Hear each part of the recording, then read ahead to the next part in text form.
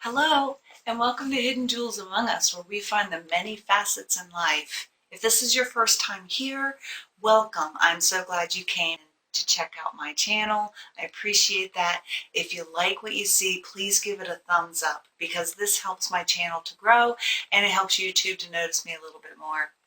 Also, be sure and hit the subscription buttons and the notification bell, and that way YouTube will notify you when I upload more videos in the future. I will also, in addition, have links down in the description to my other social media sites where I publish additional content on reviews, recipes, simple DIYs, as well as lifestyle blogging and things like that. So be sure and check those out as well. Now today I am going to create some home decor from Dollar Tree and Hobby Lobby items. Now the Hobby Lobby, I know they can be expensive, but I only shop Hobby Lobby when I have a sale coupon or a coupon, and I try to double up the sale and the coupon if I can. So I scored some Boxwood Garland from them, and we're going to make a Boxwood wreath, and I am so excited about how it came out. It came out looking beautiful. I love it. It's just as nice as the ones you would find in the store for $70, $80, $100. It is a smaller wreath, but it is gorgeous and it's perfect for my home. And I'm also going to take some shadow boxes from the dollar store, and we're going to make some inspirational signs, and you can do so many different things with these. You can turn them up any way you want to. Now these are Farmhouse because that's my decor, but you can change it into your decor style if it's not Farmhouse. You can easily go boho, shabby chic, or even glam with these. So I'm very excited to share this with you. So without further ado, let's go DIY and find our hidden jewels. We're going to begin by using this 12-inch Dollar Tree wreath form that I've had on hand for some time now, the Garland from the Hobby Lobby, and a hot glue. Now, I've seen this done several different ways, and I don't know if this form will work, but I guess we will find out. But anyway, I've seen them take these sprigs and glue them straight up and down onto the form like this, so it looks like it's growing out of the form, but then I would have to do 3 rows for each row, and I don't know if I'm going to have enough garland. Plus I like the look of the second option, so that's what I'm going to do. We're going to lay the sprigs down like this, allowing the ends to fall where they may and create a nice spiral. And it's an elegance, a simple elegance that I like. So taking a hot glue gun, I'm going to put about a 1/2 inch glue on 2 of the sprigs and secure that down to the wreath form. Now be careful, this is hot glue. We do not want to burn ourselves.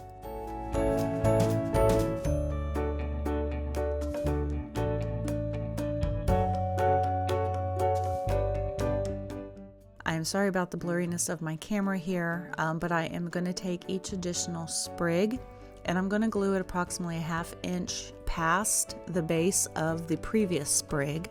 So they'll be about a 1/2 inch apart all the way around the wreath form, and this will allow the tips of the sprigs to open up and fall where they may, and also to ensure I have enough sprigs to fill in the whole wreath form. So I'm not going to make you watch the whole thing. Here I am almost done, and I just want to show you that it gets even more difficult. You need to be careful with the hot glue because now you're going to be holding on to your first sprigs to place your second sprigs, and I did burn myself a couple times, so be very careful. As you are placing these final sprigs into your wreath form, you're going to butt the new sprigs into the base of the first sprigs. So I hope that makes sense, but you're basically just going to continue to glue a 1/2 inch space in between each sprig all the way around, and you should have enough from an entire garland from Hobby Lobby to fill in this 12-inch wreath form. So once you're done, fluff out your wreath and look for bald spots. If you have any, go ahead and use your excess pieces and just fill that in.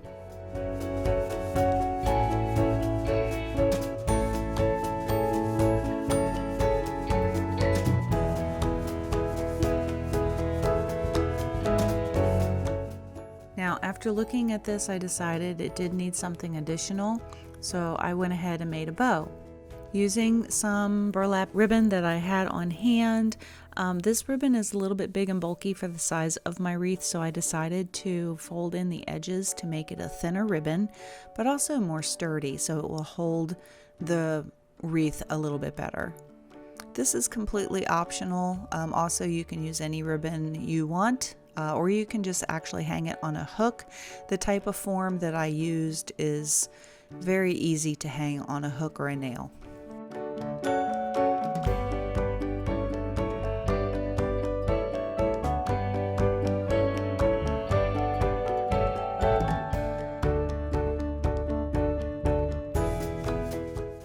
Once you have your ribbon completely glued, you can go ahead and thread it through the wreath form, or if you didn't have to glue it, just thread it through the wreath form and glue your two edges together to create a loop.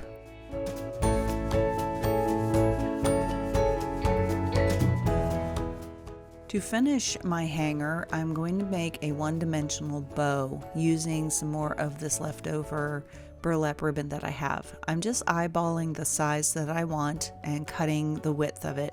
Now, a one-dimensional bow is just that. It looks like a three-dimensional, but it only has a single layer to it.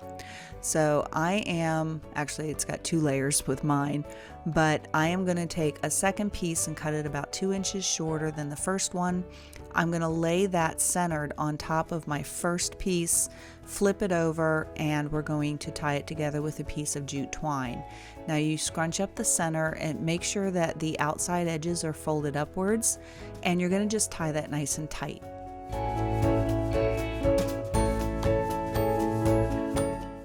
Now I'm going to go ahead and fray out the ends of my ribbon. Being burlap, I know it's going to go ahead and fray anyway, so I'm just kind of helping it along a little bit. This again is completely optional. It is based on taste whether or not you like to do that.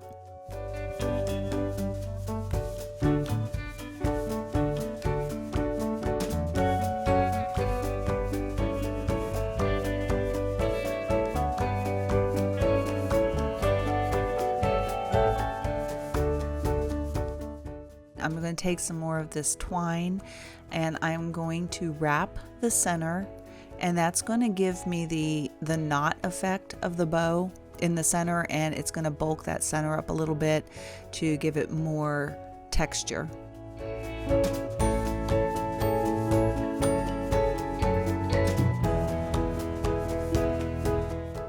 The last step is to take this bow and fluff it out the way you want it, and then you're just going to glue it to the ribbon loop that you made, and you will then have your wreath and your hanger. Now I'm not showing here, I did take some of that jute twine and I made a loop and I glued it to the back of my bow right at the top so that I could hang it. And that way, gluing it at the top, it allows the bow to hang correctly.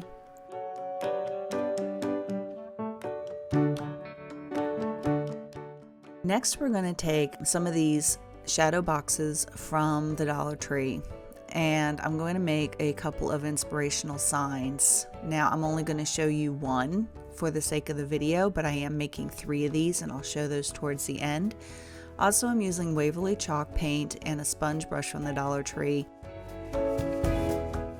We want to think of the type or the color of paint you're using based on your decor. Again, I'm doing Farmhouse, and this is going to have a shiplap effect to it, so keep that in mind when you're picking your color choices.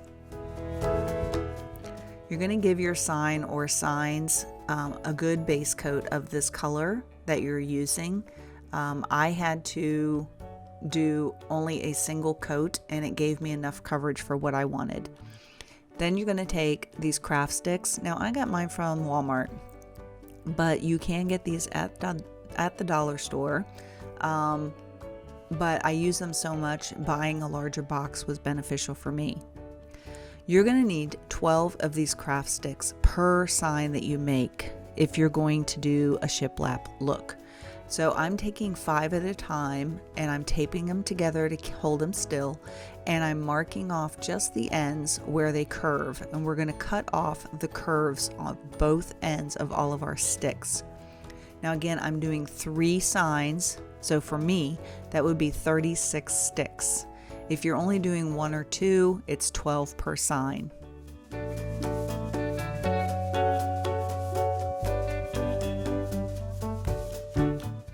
Once you have all your ends cut, go ahead and separate your sticks, and again, you should have a total of 12 per sign by the time you're done cutting them all.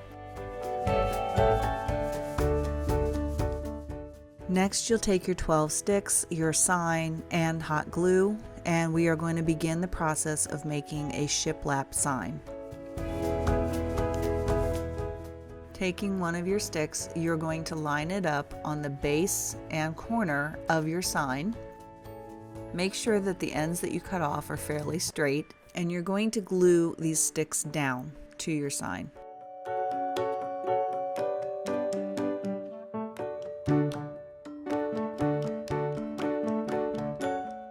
Next, you'll take another stick, butt it up to the one you just glued down, line it up to the base of your sign, and glue that one as well. Now we are going to go ahead and continue this process on a new row, alternating which end we start at. Make sure that your end is butted up, and also each stick is butted up to the next stick. Continue this process to cover your sign. Now here we have these ends left over that are not covered. That's where the other 2 sticks come in. So we're going to take an extra of the 12, and we're going to line it up into one of these open holes. And you can use a pencil, but I will use a sharp edge to score it.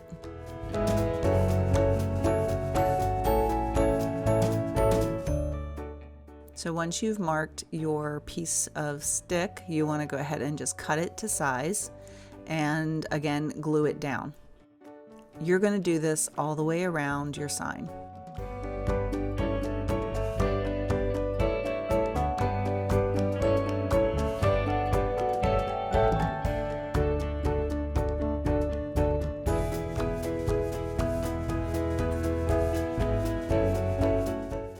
Now, other options that you could do here, instead of doing a shiplap look, you could use contact paper, you could use fabric, you could use paint. There are just so many things you could do with these signs. I'm doing the shiplap, and I'm taking that Waverly Chalk Paint and just dry brushing lightly over the boards to give it that whitewash look. I am also making sure to paint the edges as well so they blend in.